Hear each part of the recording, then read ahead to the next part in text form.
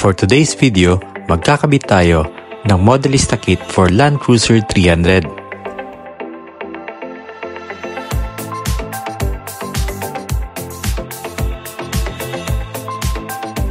For the moment, ongoing po yung installation natin ng front spoiler for this Land Cruiser 300. So, tinanggal natin yung front bumper para maikabit natin maayos. Ano?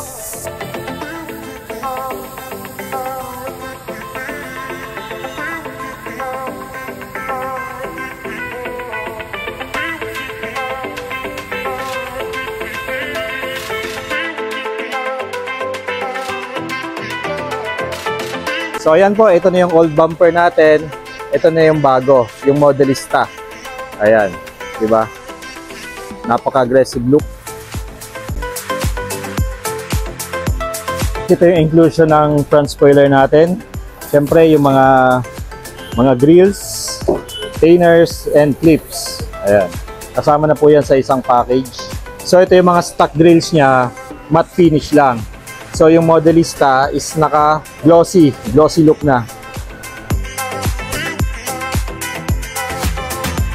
So basically, ang matitira dun sa stock bumper is yung upper side lang na maliit, pati yung grills.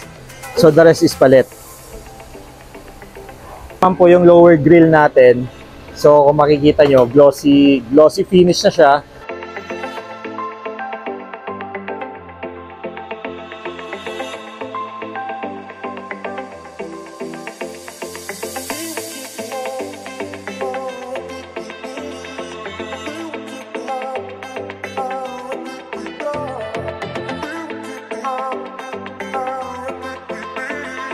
Tapos na nga natin ikabit yung front spoiler.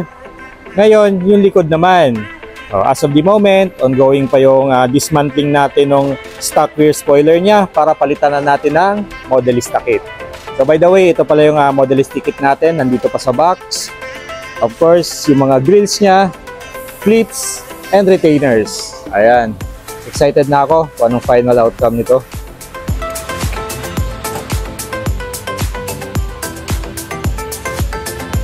After a couple of hours, nakabit na natin ang Modelista Kit for Land Cruiser 300. Tingnan natin ang final outcome. Tara!